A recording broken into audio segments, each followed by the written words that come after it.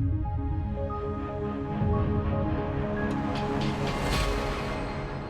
morning. My name is Joe Hetrick from Pennsylvania College of Technology. I had the distinct pleasure to be the PM for PCT construction during this build on 323 Dunlin Drive. In our agenda, the first thing we'll discuss is our purpose and scope, our background and how we came up with our solution, and a result analysis that includes code design, our estimate. Drew will lead us through a walkthrough, and I'll wrap that up with an executive summary. I'll be followed by Hannah.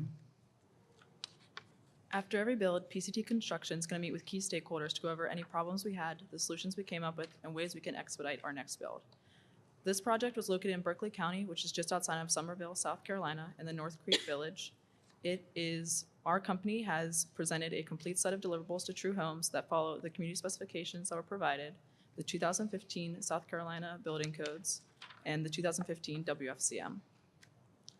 One of the first observations we had was our seismic and wind criteria. Because we're from Pennsylvania, we don't really have to deal with that much. So when we went into the code book, we found all of our design criteria, and we found that we have 5 pieces of documents we could use to alleviate any of those issues, and we chose the 2015 WFCM. Our solution for designing this house was a comprehensive design perspective. And in the WSCM 2015, there's basically 2 parts. You can use engineering code or prescriptive code. We decided to utilize, we were more comfortable with the interpretation of the prescriptive code. We also utilized the 2015 workbook just to make sure that the mathematical and from a physics standpoint that solution would meet code and was structurally sound. We also tasked the PM to conduct all the analysis and then back brief the team members so cohesively as a team we could decide if that was a feasible solution. The second part to the first observation was our braced wall lines and footers. And if you go in the code book, it says if you're in seismic zone D2 and your dimensions are greater than 50 feet, you have to have continuous footings. So we went in and we found all of our braced wall line criteria and then used that to determine the size and location of all of our footers. I'll be followed by Nick. After all of our research, we found that all of our braced wall line footings need to be designed within a certain set of specifications. So we went back and we discussed our options with our professors at Penn College and with industry professionals in the area, and we came up with a solution of having interior footings with turn downs on both sides. I'll be followed by Drew. This is our brace wall line. We utilized the WFCM. It illustrated how we can take the house and separate it into 3 different sections to meet the requirements of the IRC of having a 25-foot maximum distance between the brace wall lines, with the exception of a 900 square foot single room. This is our foundation plan. It shows the locations of our footers to support our design criteria from the exterior shear walls and the interior gypsum shear walls. Right around the halfway mark of the project's deadline, I decided to join the team and volunteer to become the lead estimator on the project. And once I had finally come up with I had caught up with all of the information as far as the project, we discovered that our estimate was going to take a little bit longer than we anticipated. So we needed to find a way to expedite that process. So a solution for our human capital constraints were to integrate a system that we needed, that we could continuously update throughout the whole time that we were working on this project. So we decided to use Excel that was interactive, and basically it has 7 different databases in each sheet, and those 7 sections that you see that mirrors also our schedule. And basically the database has 3 parts. Our inputs are our takeoff numbers, and there's throughputs with our calculations that we use some kind of a factor or RS means or something in that nature, followed by our outputs that would simultaneously calculate with and without bonus and calculate all those numbers that we need to purchase a stick or an individual brick, and our labor rates so we can do it one time, one shot, one kill. So the result was a comprehensive linked workbook that was backed by the database that followed the detail sheet, populated detail sheets that factored the summaries, and then finished with an executive summary. This is an example of our foundation database. As you can see in the top, there's 3 different sections, and those are the sections that I was discussing, which was the input, the throughput, and the outputs. And then below that is the rough structure, and you can kind of see that first arrow, it's green, and it really talks about how we utilized VLOOKUPs. And the VLOOKUP function would go back to the database, pull that specific material that we needed out of the 590 lines that we had, and we can control that using if, is, or if, ors, or some form of logic to get the specific number that we want tested that, so if it had zeros or nulls, we can go back and see if there was an issue in that. This is just an example of our short cut-down version of just those 7 level tasks that we discussed, with a 1 March start date. With the bonus will be done on 12 June, and without bonus will be done 24 May. We follow by Drew. This is our walkthrough. It's a cut client presentation walkthrough. It's a shorter version. It shows the facade of the house and the general layout. We do have a full 7-minute long one that shows all the rooms and more details of the house. Here we use Lumion to give a 360-degree with a 24-hour time lapse to show how the house can be viewed from daytime to nighttime. We're gonna make our way into the house. Here you can see we have a front porch that has a sustainable amount of space for a sitting area. We also have an offset front door to give more depth to the house, and it makes for an easier entrance. We're gonna move off to the right will be the first bedroom. We use this walkthrough to show how you can get a better understanding of the house. As for bedroom number 1, you can see how we would furnish it, how this room has ample amount for a bed and a dresser. We're gonna move then back into the foyer. We use this again to show how the openings in the room give a nice flow in an open floor plan. Here is the study room where you can have a sitting area and a desk. From there, we're gonna move into the living room kitchen area that shows people presenting and how the space would be utilized.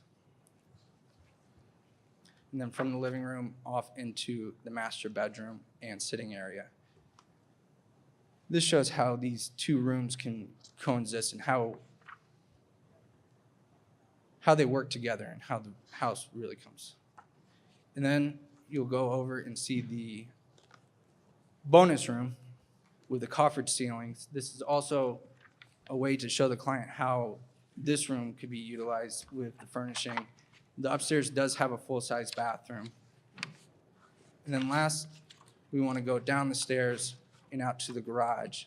We wanted to show this because the undercarriage of the stairs are exposed, but you can still fit like a full-size SUV or truck underneath it, and we felt that was important. As you can see, this is our executive summary, and this was like the final product of our integrated database through the detail sheets, through the summary, and finally the executive summary. So in the top, the first thing that stands out is our location factor of 0.96. We took that into consideration when we were purchasing materials for that specific area. And then we have two sections without bonus and with the bonus. And as you can see in the upper right, we have 74 working days with a bonus and then 61 working days without. With a 6% tax rate, with the bonus, the materials, profit, overhead, that led us to approximately $295,000, and with a bonus, that would be $325,000. Now, the 2 pie charts just represent the 3 sections that we broke down of the overall cost of the house. It's what we subbed out: fixed cost, labor, and materials. The only change, the slight change was materials with the bonus would be approximately 1% more. But with the extension of the 5 feet, that's really where that cost, and obviously the additional bathroom. I'd like to acknowledge the following companies, organizations that helped us make this possible, this solution possible. Our local YBC, Mr. Bill Buck from Leeser, Pennsylvania College of Technology, especially our advisors, Mr. Whitmire and Mr. Kahn. The NAHB for putting on this competition, and last but not least, definitely, is True Homes for sponsoring this, and for giving us the opportunity to, just work in an academic setting to try to expand our knowledge base that will be instrumental in our future in the building world, construction. Pending your questions, this concludes our ceremony or our competition. Okay. I love your plans. I love the specifications. Because your specifications or your prices are so well laid out. It took me over 4 hours to digest all the things I was looking for, but good job. I really liked how you broke it all down. On the plans themselves, be very careful when you label thicknesses of materials. On there you had wall sheathing, 3/8 thick, roof sheathing, 3/8 thick. Sheet rock on the inside, you had 3/8 thick. Be very careful in regards to code items. On your roof sheathing alone, under code 503.2.1, 3/8 can only span 20 inch. You have to go up to a minimum 7/16 to get to 24. So be very careful when you lay an item out on there. Then the other one on the estimate is misuse of materials. Be very careful on it. You had listed 8-foot long sheetrock, 10-foot long sheetrock, 12-foot, 14, and 16-foot long sheetrock. So when they do the delivery, hopefully somebody's putting them in the proper rooms that you thought of. You did the detail of figuring what's the best use of material. But think about the person coming to the job site. He sees this great big pile of drywall sitting there, and he just starts grabbing. Does he know where they go? Or if you're going to go 10-foot materials in all the bedrooms, and have them stock that area where the locations are. So watch yourself when you mix use materials like that. On our job sites, everything's 12-foot. On 9-foot ceilings, we go 54-inch drywall, or I go 5/8 drywall. Put the center split at 12-inch, at half-inch drywall, and then I just feather the center only. So just watch yourself when you're using materials, but wow, what a great job on the plans and great job on the estimate.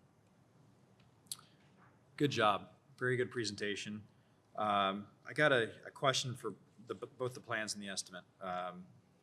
So I noticed in your wall section that you included a 4.5 rigid insulation board on the edge of your foundation. What was your decision in deciding to use that? So when we went into the code book, we found our monolithic slab, and it had an image of the foundation with the footer. And we went through all of the specifications, and it said that we had to have the 4-inch foam board. Okay. How are you going to finish that? We are going to use just a scratch coat resistant finish waterproofer. Okay. Okay, thank you very much. In your schedule, you have 1.75 days to do drywall, complete drywall total. Do you think that's sufficient? I'll go back and look in that. There was a actual calculation based off our RS means in that factor. Square footage, we calculated the square footage, and that was the input, and then obviously that throughput number, that calculation, and then the output. And there is, in the detail sheet, there was space in there for, we haven't had estimating on our academic setting. We're actually in that now. So we kind of knew that was going to be a challenge for us.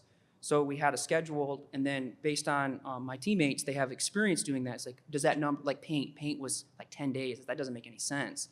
So we'd go back and refine that a little bit and try to find another factor in the unit cost of that specific item in RS means. So I'd absolutely have to go back in there, and I'm very confident in the square footage, but maybe there's a factor issue in the RS means, and look at that. But that's one of the things that we tried to control, so we continuously to update this, and we're working on this until we sent it that morning at 10 o'clock. So Drew was up 40 hours, I was up 30. We're always refining that process. So that's probably something that we overlooked, and we absolutely would go back over that. But at PCT Construction, that's the purpose of having this meeting or debriefing after every build, quarterly as we get more practice, to try to look into those things and how we can mitigate that risk later and expedite the process. Okay. By the way, great answer.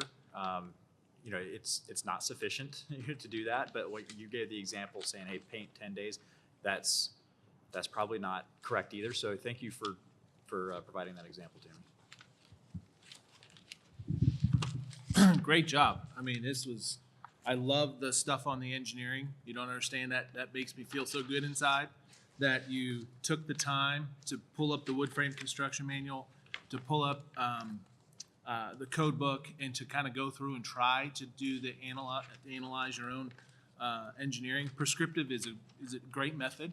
Comment on that though. When you do the prescriptive, go bigger boxes. Don't run the big, long, skinny boxes like you did. Use the garage as a box. Engineer that first, then go to the house, and then try to pick up any bearing. You overdated on the interior shear walls. We typically don't have that many. We usually use the back of the garage wall. That's our first one. And then we'll kind of find a small 4-foot panel on the inside just to brace up any exterior wall. But you tried, and I think you did a great job. A little over-engineered, but thank you for doing it. Thank you for going through the codes and understanding all of it. I think it's great. The only thing I'm going to ding you on, and this is really kind of silly, honestly, is that I could not send these plans to the field because they're so thick. Literally, I think these would get destroyed in a matter of minutes. So economy of scale here is great, right? You have very easy to read, perfect drawings. Let's figure out a way to make them a little more condensed and a little bit more field friendly, because we do have to build this thing. But other than that, I mean, you guys were just outstanding. It was great. Great job, guys. Just a couple things on the floor plan. I couldn't get it to scale out, so just double check if you're going to half size that it also scales out. So a couple little things, a door swing in bath 2, a tempered was switched in the master, but like I said, great attention to detail, awesome bonus room. Go ahead. Is this 8 foot or 9 foot? Which floor are you talking? The first floor. Yep. That would be 9 foot. Okay, because the estimate just calls for pre-cut studs. It doesn't give a length. We were supposed to have that. That must be a mistake on our part. It was supposed to be pre-cuts at 104 inches and 5/8. Okay, and then just the rendering that we saw, it was just kind of hard to tell if that was 8 foot versus 9 foot because of height over windows and things like that. So just be careful on that. Thank And then just a couple things on the schedule. Who did the schedule? I did, sir. Can you say that again, sir? Who did the schedule? I did, sir. Okay. Applying for permits on 3/1. We want to make sure that if we're starting on 3/1, we want everything Yeah, be- absolutely. Yeah, to be ready to go. and- backwards plan. That was kind of our milestone marker to Okay. make sure that we would have obviously we'd have everything before then, so we could actually start on that 1 March start date. Absolutely. Okay, so yeah, just make sure that if your go date is 3/1, that Yeah, you're ready yeah, to absolutely. Yeah, excavate yes, on sir. 3/1.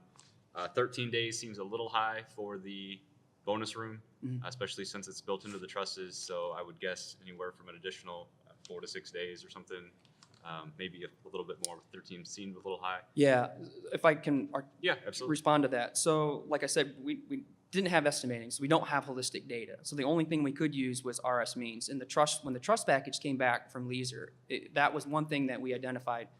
In the very beginning, the time was like 90 days. And I talked to my partners and teammates, and it's too long.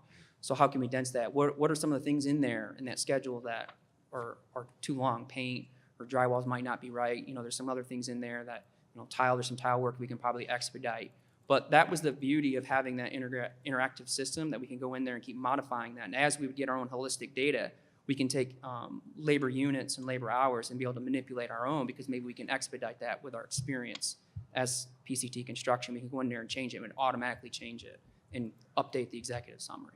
Correct. So yeah, like I said, with experience, you'll get don't get hung up on partial days. Give people their days for drywall. If it's a day and a half, give them 2 days. Then have a day for scrap, and just try not to get hung up on the partial days. If I was doing this, I would make your original schedule 70 and then the bonus room 74. So just spread it out a little bit, not to condense it so much. But overall, great job. Basically reiterate the same thing. Great job overall. I think could be a little bit better coordination, and it's the amount of thought and process that you went through. And I really have to commend you on looking at the shear, looking at the wind, putting the hurricane in. It may have cost more in your estimate. And so you can weigh things back and forth, and perhaps you even had a center line, which I assume was basically in your perpendicular to or parallel to the front wall through the center. You also had this huge footing that went across on your foundation. Can you tell me why that was there?